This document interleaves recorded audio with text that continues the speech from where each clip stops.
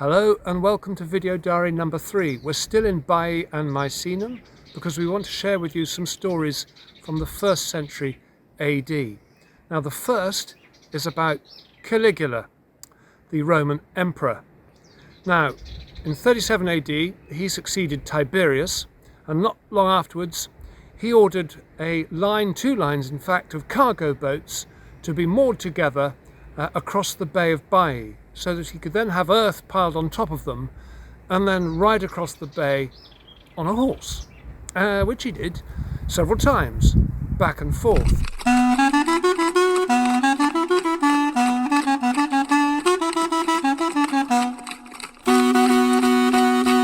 Caligula is known for being something of a psychopath, but perhaps there was a rationale behind it. Perhaps he wanted to demonstrate his power as the new autocrat.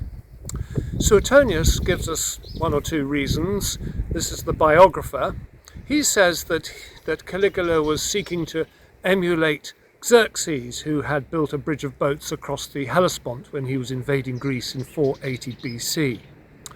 But his preferred motive is one that was told to him by his grandfather, and that was that Tiberius, the emperor, towards the end of his reign, was anxious that Caligula did not succeed him. And Thrasyllus, an astrologer, reassured his master by saying that Caligula had about as much chance as becoming emperor as he did of riding a horse across the Bay of Baiae. We're now at Misenum, which is a couple of miles south of Baiae. It's a cape right at the end of the promontory. Now Misenum is said to get its name from the Trojan comrade of Aeneas called Misenus. He was a trumpeter, and rather foolishly he challenged a sea god to a musical contest. Mistake. He lost. He was drowned. And when Aeneas visits the Sibyl in Cumae, she says to him, "You cannot go down to the underworld until you have buried the body of one of your comrades." Aeneas leaves her cave in some despondency. He doesn't know about Misenus' death and isn't aware who it might be. Aeneas, maesto de fixus lumina vultu ingreditur linquens antrum, cae cosque volutat de ventus animo secum, cui fidus acate sit comes et paribus curis vestigia figit. Multa inter sese vario sermones erebant, quem soci ex animum vates, quod corpus humandum diceret. Atque illi Miseno in litera sicco ut venere vident indigna morte paremptum Miseno aeolidain, quo non praestantior alter aere quiere viros martemque ac cendere cantu. Misenum became a principal port for the Roman fleet, and in AD 59 the commander of the fleet here was the former freedman Anicetus. He had been tutor to Nero. And from the sources we can see that this character was somebody who would be prepared to do anything to gain promotion. And Nero entrusted him with a very unusual task, the murder of his own mother, Agrippina. The plan was to prepare a collapsible boat which would take Agrippina home from Baiae to Baiae, a couple of miles to the south, and in the water would collapse and kill her. Nero invited his mother to join him at Baiae to celebrate the festival of Minerva. She may have had warning of a plot, but she went all the same by litter from her villa in Baiae. Nero received her warmly, so dispelling her fears. The banquet went on longer than usual, and when the time came to leave, the emperor himself escorted his mother to the ship, clinging closely to her breast and kissing her eyes, possibly as a final touch of hypocrisy, or possibly the last look upon his doomed mother gave pause even to that brutal spirit. Agrippina's boat should have taken her from Baiae, which is just over here, where she was celebrating the festival of Minerva with her son Nero, 2 or 3 miles that way to her villa at Baiae, or Baiae as it's now known. But her boat collapsed about here.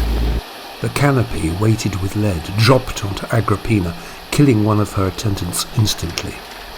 Agrippina and her maid were saved by the sides of the catch.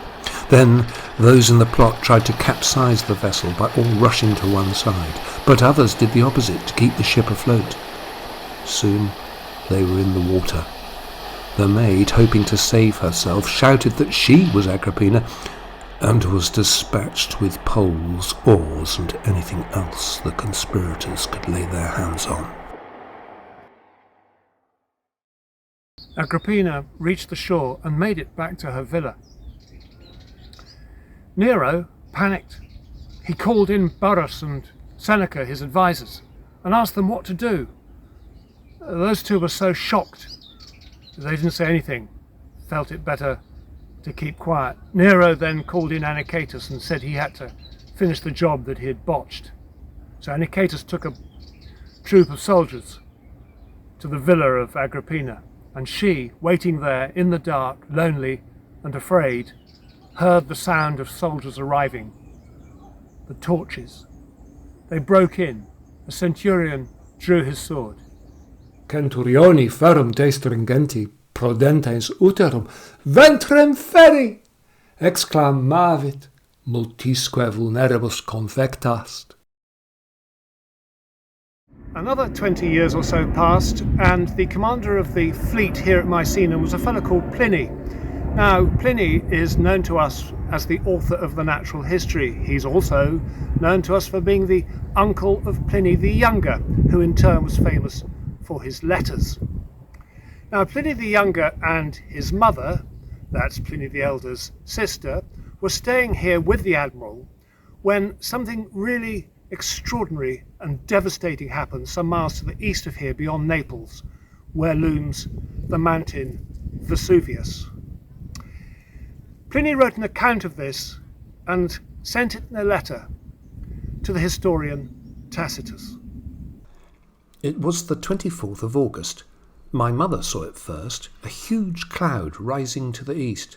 We weren't sure at first from which mountain the cloud rose, but afterwards we knew it to be Vesuvius. It had the appearance of an umbrella pine, for it was rising to a great height on a sort of trunk and then split off into branches. The admiral ordered some ships to be prepared so he could sail across the bay for a closer inspection. He offered his nephew the chance to come with him. Pliny the Younger said he wanted to carry on with his studies, which his uncle himself had set him. And this dedication to his homework saved his life.